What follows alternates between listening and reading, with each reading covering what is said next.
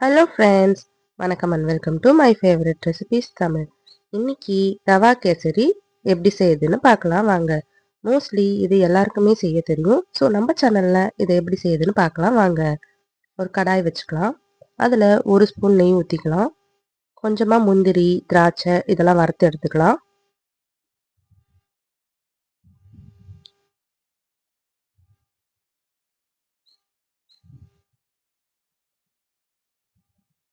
ஒரு கப் ரவை, நம்ம முந்திரி திராட்சை வறுத்து எடுத்துட்டோம் இல்லையா, அதுலேயே அந்த நெய்யிலேயே போட்டு ஒரு கப் ரவை வறுத்து எடுத்துக்கலாம்.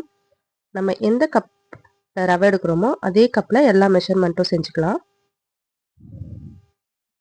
ஸோ ரவை லைட்டாக ஒரு 2 நிமிஷம் நல்லா வறுபடட்டும்.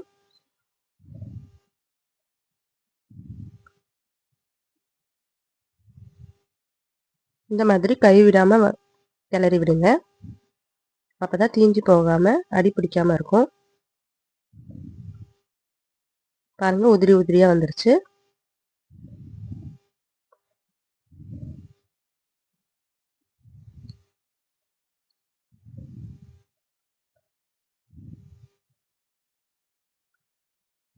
ஒரு 2 நிமிஷம் வறுபட்டானே இதை தனியாக எடுத்து வச்சுக்கலாம்.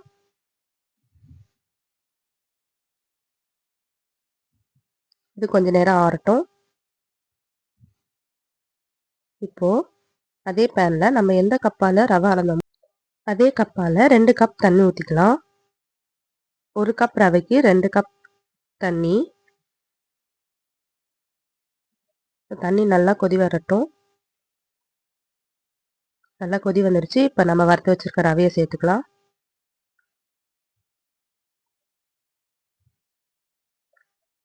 ரவை போட்டுட்டு இதை நல்லா கிளறி விடணும். நம்ம அப்படியே விட்டுட்டோம்னா கட்டியாகிடும். அதனால் கிளறி விட்டுட்டே இருக்கணும்.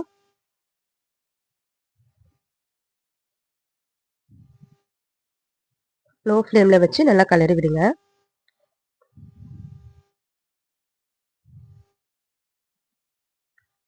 இப்போது ஒரு கப் ரவைக்கு நீங்கள் ஒரு கப் சர்க்கரை சேர்க்கலாம், இல்லை 3/4 கப் கூட சேர்க்கலாம். நான் இன்றைக்கி 3/4 கப் சர்க்கரை சேர்த்துருக்கேன். உங்களுக்கு சுகர் எவ்வளோ தேவையோ அந்த அளவுக்கு சேர்த்துக்கலாம். அதிகமாக தேவைன்னா நீங்கள் ஒரு கப் சேர்த்துக்கலாம், இல்லை கொஞ்சம் கம்மி பண்ணிக்கலாம்னா நீங்கள் 3/4 கப் சேர்த்துக்கலாம். நான் இன்றைக்கி 3/4 கப் சேர்த்து செய்ய போகிறேன்.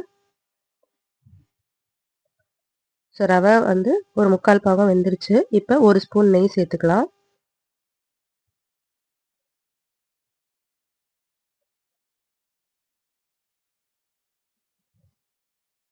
இந்த மாதிரி கலரிட்டே இருக்கணும், இல்லைன்னா அடி பிடிச்சிடும்.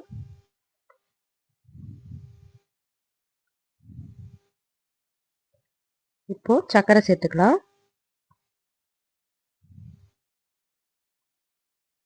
நம்ம எந்த கப்பால் ரவை அளந்தோமோ அதே கப்பால் ஒரு கப் சர்க்கரை.